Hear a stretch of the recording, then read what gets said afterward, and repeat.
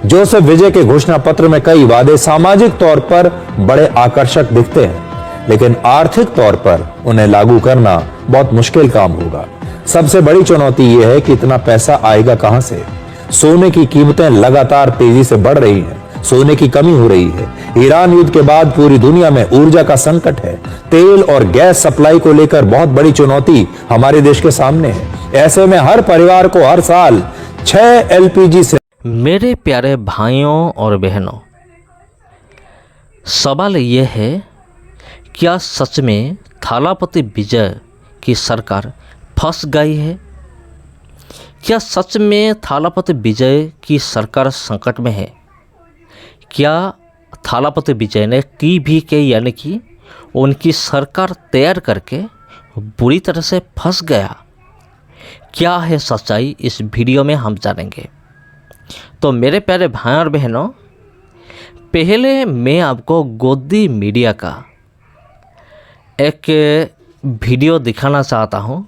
Media क्या कहता है वो वीडियो मैं आपको दिखाना चाहता हूँ। पहले आप उस वीडियो को देखिए, उसके बाद हम बात करेंगे।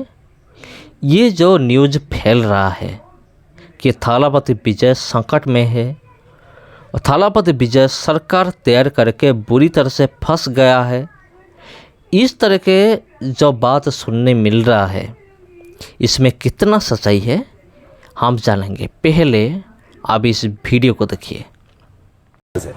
लेकिन बड़ा सवाल यह है कि जोसेफ विजय अपने चुनावी वादों को पूरा करने के लिए पैसा लाएंगे कहां से। कुछ आंकड़े देखिए।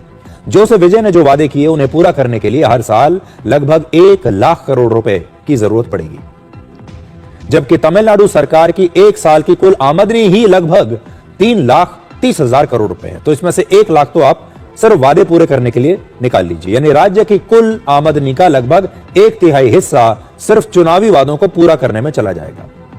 अब इन वादों पर नजर डालिए। नई जो दुल्हन है, जिन लड़कियों की नई शादी होगी, उन्हें हर दुल्हन को 8 ग्राम सोना दिया जाएगा। हर बच्चे के जन्म पर उसे सोने की अंगूठी दी जाएगी।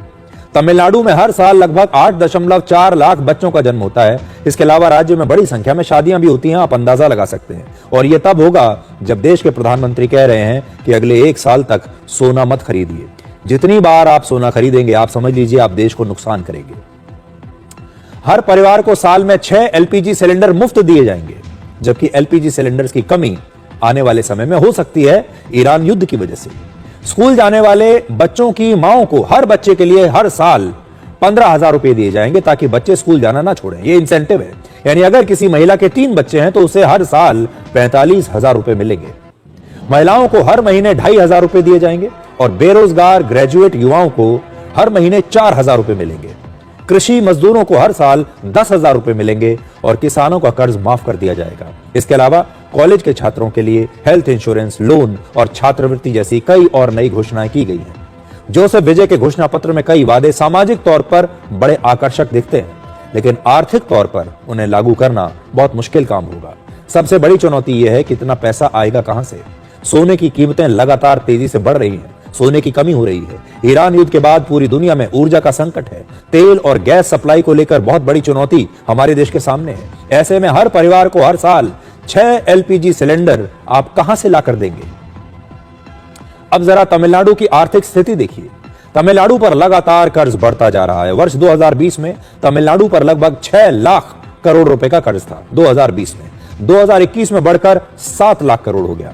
2024 में यह कर्ज बढ़कर 10 लाख करोड़ रुपए तक पहुंच गया और आज तमिलनाडु का कर्ज उसकी जीडीपी का 26% हो चुका है। 2023 में तमिलनाडु की आमदनी 2,64,000 करोड़ रुपए थी, जो 2025 में बढ़कर 3,31,000 करोड़ रुपए हो गई।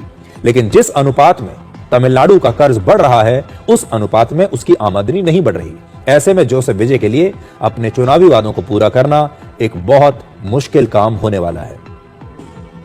अब एक और खबर आपको वहां से बता देते हैं। जोसेफ विजय को समर्थन देने के मुद्दे पर AIADMK यानी जयललिता की पार्टी अब 2 गुटों में बंट गई है।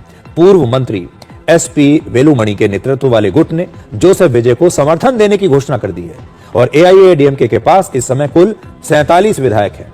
वेलुमणि वाले गुट का दावा है कि उसके पास 30 विधायक हैं। दूसरा गुट है पार्टी के महासचिव के पलानी स्वामी के साथ। वो जोसेफ विजय को समर्थन नहीं देना चाहते।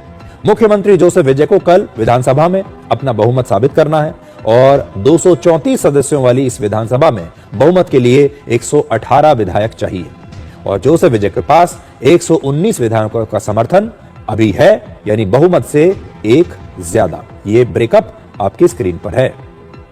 तो तमिलनाडु में बहुत कुछ चल रहा है इस समय। अगर आप तमिलनाडु को देखेंगे तो मेरे प्यारे भाई बहनों, आपने वीडियो देख लिया और सब कुछ आपने सुन लिया। देखिए, थालापति विजय यानी कि टीवी के उनके पीछे अब ये जो कुछ मीडिया लोग हैं वो पड़ गए हैं और मीडिया लोगों का ये काम है, जो सच में काम करना चाहते हैं उनको बदनाम करना इन लोगों का काम है। जी हाँ, और आपको अच्छी तरह से मालूम है, इलेक्शन से पहले जब थालापति विजय का सीट कम हो रहा था और 10 सीट चाहिए था, तभी बीजेपी सरकार से एक ऑफ़र आया था।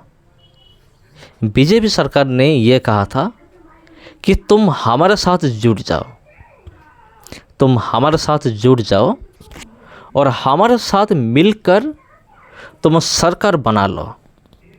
लेकिन मेरे प्यारे भाई और बहनों, तमिलनाडु का जो सीएम, अब का जो सीएम थालापति विजय ने पूरी तरह से मना कर दिया था कि मैं सरकार बनाऊंगा, लेकिन मेरे खुद के दम पर मैं सरकार बनाऊंगा।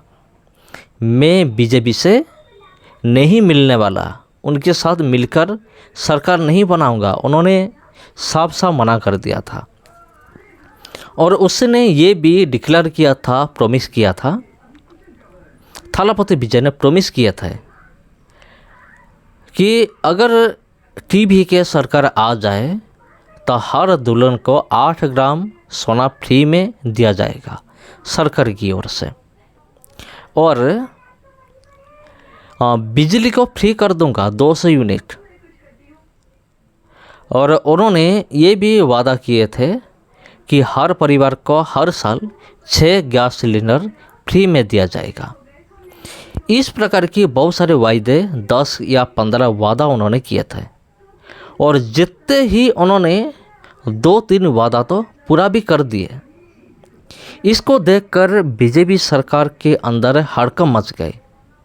तो बीजेपी सरकार का जो भी न्यूज़ चैनल है, उन्होंने ये न्यूज़ दिखाना शुरू कर दिया कि बीजेपी टीवी के यानी कि थालापति विजय का जो सरकार है वो डूबने वाला है, क्योंकि उन्होंने जो वादा किया है इतना मैं मदद करूंगा, ये तो खुद सरकार के पास नहीं है उनके पास, तो फिर वो मदद कैसे करेगा थालापति विजय ने।